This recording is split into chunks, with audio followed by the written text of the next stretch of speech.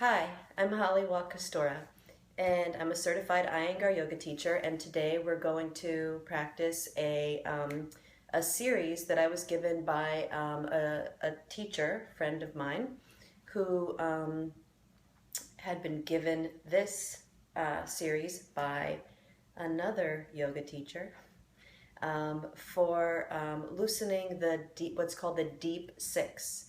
And they're a muscle group that's responsible for external rotation when they contract of the femur in the hip socket. And so when they're in a state of chronic tightness or sometimes spasm, it was in my case as a result of a fall that I had experienced, this series can be helpful. So in my case, it was the piriformis muscle and another muscle or two that were contributing to some compression of the sciatic nerve. However, this series won't work for everyone, so give it a try. See if it helps alleviate some of your dukkha, suffering. Okay. So you'll see I have a blanket at the back of my mat and a blanket on the side of my mat and a couple of blocks. Not sure what today will bring. And so I've got my tools ready. Okay, this series is done from Dandasana. And we're just going to go over a few things first before we get started. So I want you to see how I'm taking my legs just slightly apart so that my ankles are in line with my hips and I'm sitting upright. So the part of this series that loosens the external rotators is this part where we take one of the legs, not all the way back into Marichyasana, where the heel comes in contact with the buttock bone, but about halfway. So the heel is in line with the knee. And what I want you to see is that my knee and my hip are in one line. And my knee and my ankle are in one line. And I'm going to maintain that as I walk my foot out away from the median line. I want you to see how I keep my knee in line with my hip. And also, I'm not shifting over to my left buttock bone. Do you see how my left leg is turning out? Watch how I roll that left thigh in to bring the weight to my right buttock bone, even as I continue to walk. Now you see how I'm on the inner edge of that right foot, and then keeping the right buttock bone as close to the floor as possible. I release the thigh from the outer hip towards the inner knee. I extend, so I'm not pulling back. I'm reaching from, it's really, my inner buttock bone around my outer hip, across my thigh and towards my inner knee. Now, do you see how my knee's away from the floor slightly?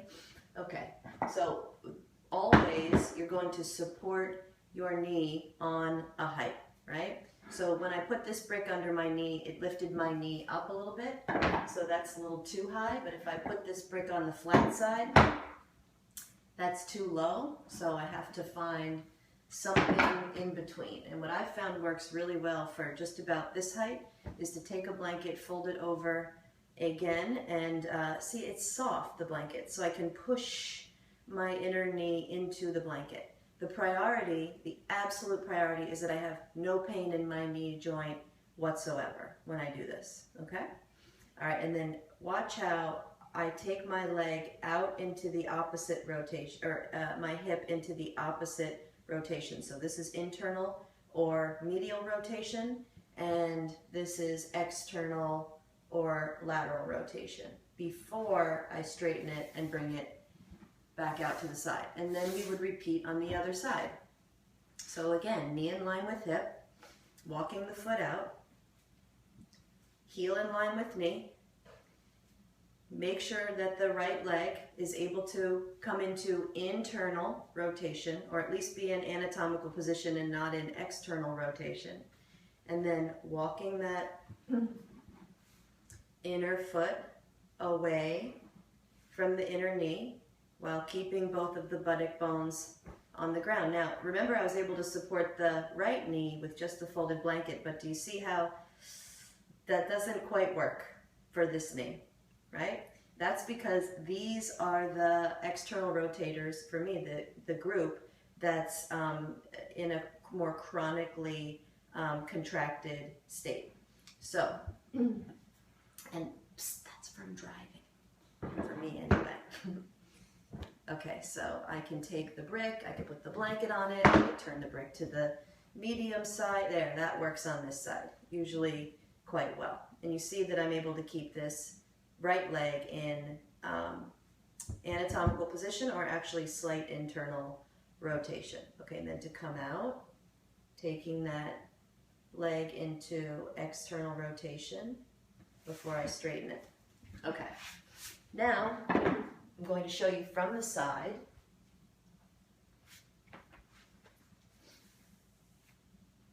Okay, now do you see how I'm able to sit up in Dandasana with the top of my sacrum moving in and lifting up and away from the floor? So if that wasn't the case, even when I moved my buttocks and back towards the wall behind me and rolled my thighs from the outside in, which should bring you up onto the inner front edge of those buttock bones and lift the sacrum up, then I would, if this was the shape, right, that I was in because of reduction in the length on my hamstrings or spinal muscles, I would take a blanket, just like I would for forward extensions, and I would sit up on the blanket to do this, okay? But then just remember, the blanket under your buttocks is going to add height to the support you're going to need under your knee as well, okay?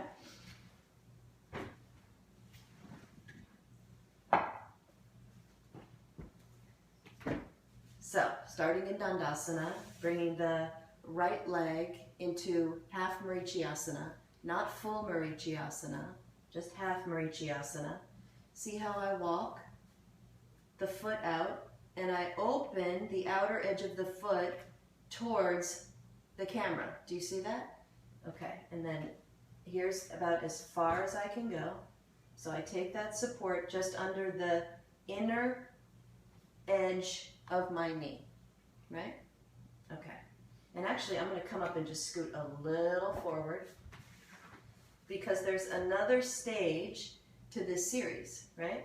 So once I can do this stage, right, I'm going to lean back and come onto my elbows. Now, my knee's going to come up a little bit, but once I move my buttocks away from my lower back and reach from the inner edge of my buttock bone to my outer hip, across the front of my thigh, and towards my inner knee, then my knee comes down again.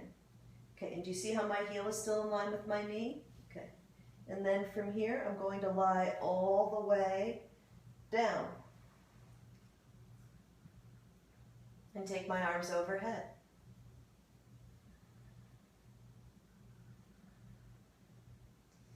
Now, once you're here, right, and you may not get here, you may end up just in that in-between state or in the upright stage. It's important to keep rolling the front of both thighs from the outside in, and as much as possible, and even if you have to use your left elbow to do this, shift the weight from the left side of your pelvis over to the right, so that your right hip doesn't lift up this way. Keep your right hip as close to the floor as possible. And again, you can use your left elbow against the floor to help you with that. Okay, and then before you come up,